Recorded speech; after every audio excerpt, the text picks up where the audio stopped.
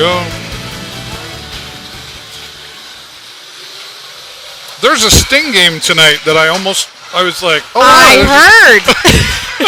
I was like, well, I feel like we broke up, all of us, for a little while there. You know, it's been a long time since we've been at home, so right. Yeah. Well, yeah, on the road, and boy, we could do a whole hour show what happened on the road. I know.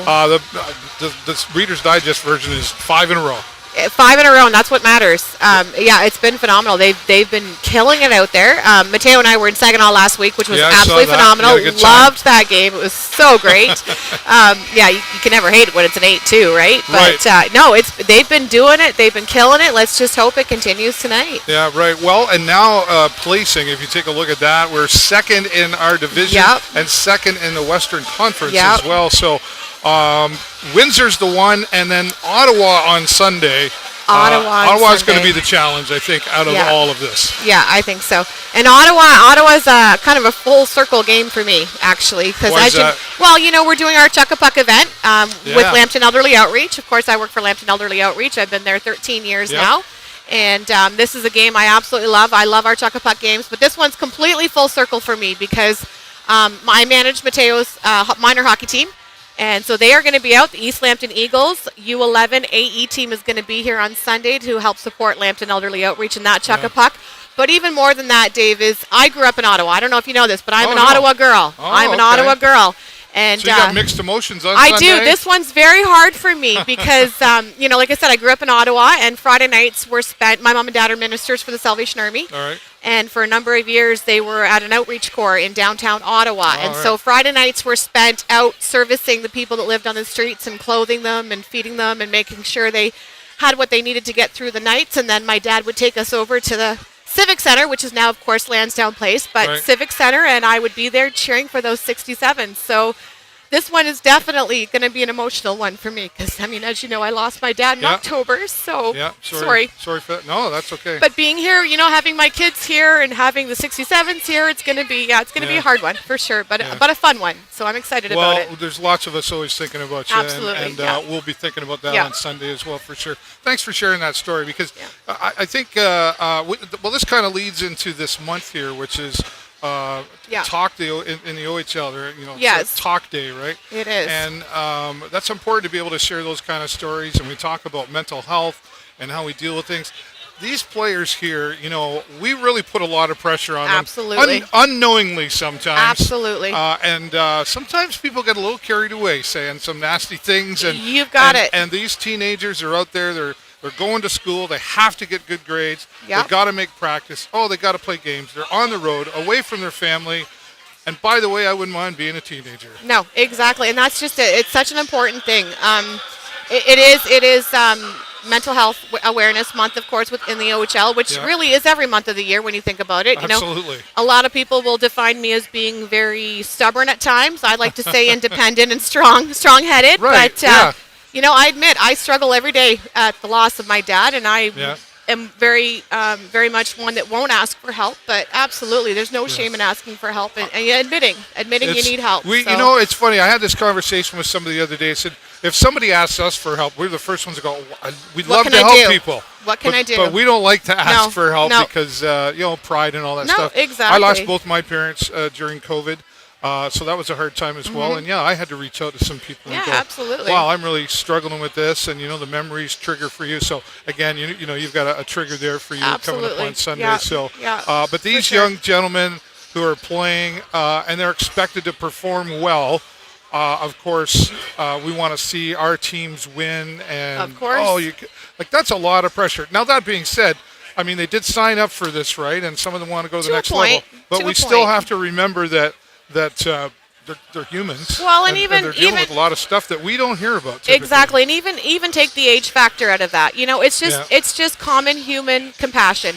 Right. And you know, you got to keep that in mind when you're making your comments and when you're making your insults, let's be honest. Well, a lot of the times that's what it comes down to. Boy, it's so easy to sit in those stands and say you should have done this and this person did this and this person didn't do this, but you put the pads on, you get down there, you stop those pucks, right? Well, Jay Peckham, we could pick on him for that. Boy, he likes picking on those referees. And the referees, you know what? I'm okay with that. Just don't pick on the boys that are out there skating and shooting those pucks or stopping those pucks. Right, I hear you. It is a lot for sure. It and, is, you know, us in the peanut gallery, we think we can do it, but I can't even tie skates, Laura. So I know. I got blisters today from tying I'm pond happy being skates. right here on a microphone talking about what I think I know, right?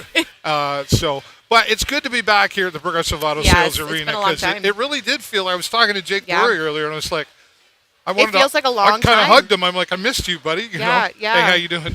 I kind of missed him, you know. And then I saw you, and there's Laura, and then there's Pete and Bill, and everybody's saying everybody's here. That's a really big part of this game, you know. It is. It's a family atmosphere, right?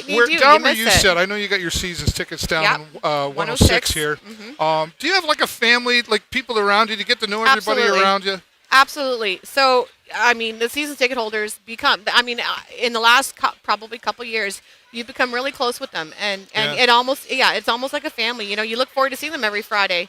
You look forward to having the chit chat and insulting the referees and that sort of thing. But it's good. And you get to know their families and what's going on in their lives and the kids and the grandkids. Well, and I was saying that the other day. You know, we were in Saginaw. Like I said last week, we were in Saginaw. Mateo and I were in Saginaw, and after the game, we were hanging out for a little bit. And of course, Nolan Burke and Ben Gaudreau and all those guys, they know their fans by name. They know what their fans are into. You know, they're asking Mateo, how's hockey going? Are you ready? Are you ready for the playoffs? You know, so it's not even just the fans; it's the team too. It's a family atmosphere all around. You know, those boys take an interest in their fans, and they show an interest, and they care, and that makes a big difference. To be able to remember all those names. I know. I'm a little older now. I have trouble going like, okay, can't even imagine. You know, and I can't remember my kids' names half the time. I'm not gonna lie. Right. Well, you probably got different names for them. Well, it depends on which night it is and who I have, but yeah. And talk about Ben Gaudreau, like what a nice, genuine character. Oh my gosh, Dave, let me tell you. You know, when they won the gold medal there, I saw him. You know, I didn't get in blind. I didn't have time. Yeah, well, that was quite the lineup. It was all the way around the building. Yeah. So when things quieted down and we were in the restaurant after, of course, we stopped in there and say hello to some people, and he came through, and I'm like, oh, good to see you. I haven't talked to you in a while, Ben. How was, had a nice little conversation, and he had his medal with him, right? Mm-hmm. And I am not typically starstruck, but I was like, boy, do I really want to pick. I said, I want to ask you for a pick. But I know I don't want to look like that guy. But as soon as I ask you, 100%. I know all these other people in the room are going to want one too. So if it's okay, he goes, no, it's fine. Go for it. So we took the picture, big smiles and grins, and then of course everybody. Once they were like, oh, I mean, he must be okay with it, right? You know, and he is okay with it. He totally is. Ben is absolutely a phenomenal guy. So actually, right before he left for the World Juniors, he and Owen McDonald came out and ran Mateo's practice all the way out to Watford, if you can believe that. And, nothing to do with the Sting, nothing to do with the organization, just Ben being Ben and the kind of guy he is. He's like, I want to be there for him. Tate's my biggest fan. I want to help your little goalie out. Minor hockey, it is what it is, but unfortunately our goalies, they don't have a lot of coaching. Minor hockey is not really known for goalie coaching, right? So, Ben stepped right in there, came out, spent an hour with our little goalie, and let me tell you, that kid has never been the same. He's just loving it. Well, and that just goes to show the character of a lot of the players here on the Sarnia Sting. Absolutely. And, of course, now being back here at the Progressive Auto Sales Arena tonight, taking on the SOO Greyhounds, which they were able to beat them on the road. Mm-hmm. So you would like to think, of course, that's going to happen again. But, let's look at the game now. Yeah. And the SOO have to be be okay, where did we go wrong the last time we bumped heads with these guys? They're and what can back. we do? What do you think we're going to see from the SOO here tonight? Well, they're certainly not going to lay down and let us walk all over them. That's for sure. They're going to want revenge, and rightfully so. Absolutely. I would too if I got beat in my own building. Absolutely. Not going to lie, right? But I think we got to come out just as we have all along. Just keep playing hard, a full 60 minutes. Yeah. We can't give up in 40. We can't give up in a 3 or 4 it's goal a cliche lead. saying, but it's so true, it's right? True, that you have to come out with all 20. If you're not going to play 60 minutes, don't play. Now, what are we've seen a lot of changes recently that have added to the Sarnia Stings gameplay for sure. Like the trades, right before the trades all finished a couple of weeks ago. We've seen Sasha Pashajov come in here. We saw Kairu come in here. Luca Del Belluso. I call them the Del brothers. Del Bells. Right? But we've really built a team. And some of these are going to become overagers next year. Yeah. So we're going to lose quite. So then some people were kind of like, well, was it worth it? Why are we doing this? Yeah. I mean, I have a pretty good idea, but what's your theory on that? I'm not going to lie. I was kind of is it worth it? To give up McDonnell and to give up Porter Matrone. I mean, both phenomenal players. I'm on the fence still. I've only been able to see these guys play a couple of times, right? Because like I said, we've been on the road a lot. So I've only had the opportunity, my little girls, I've only had the opportunity of seeing them a couple of times. But in the couple of times that I've seen them, one of them being in Saginaw, like these boys have absolutely shown up. So, as much as I love the guys that have gone, I love what I'm seeing. Well, and Jay Peckham and I talked a while ago about an atmosphere in a team. Sometimes you're on the line and you don't quite click all the way, right? Something's and then missing. you go to another team and then it's like just a better atmosphere for you. Exactly. And then a bit of a wake-up call, and you got to prove yourself, and I think that's what we're seeing. And as long as we keep seeing it, let's do it. Yeah, right? That's right. Really strong team out there. So my thoughts on it, and talking to I've talked to Dylan Sika and a few of the other key players on the Sarnia Sting, and they're just going for it this year. They are. They're going all the way. We're making a run for it. That's for why sure. they've done it, because we know we could lose these. So it's do or die. It's a gamble. Time, really. It's a gamble either way, right? Well, you can't win, you can't lose. I mean, either way, you got to make a choice, and I can't say I'm disappointed in what's happened. No, not at all. Quite honestly, the wins are speaking for themselves out there. We jumped from fifth to second. And that's crazy. Yeah, that's crazy. Huge. It's such a great thing.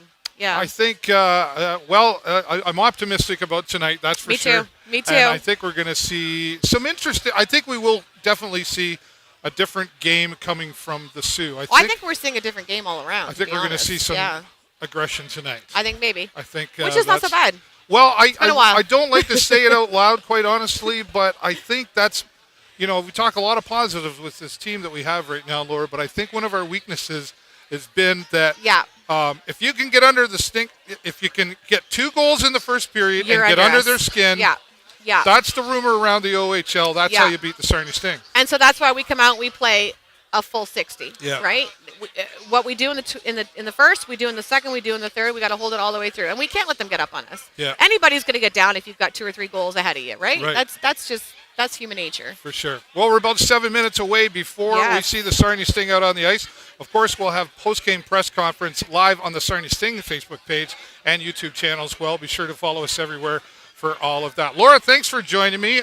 Shout out to Jay Peckham, who's maybe not feeling so well. Yes, and thoughts and prayers to Jay, for sure. Absolutely. He'll just be a miracle guy and show up. I got to show you this, though, Dave. Oh, so as you know, Sunday is our Chuck-a-Puck game for Lambton Elderly Outreach. Come and see me. You can get one of these very cool hockey hat, foam hats.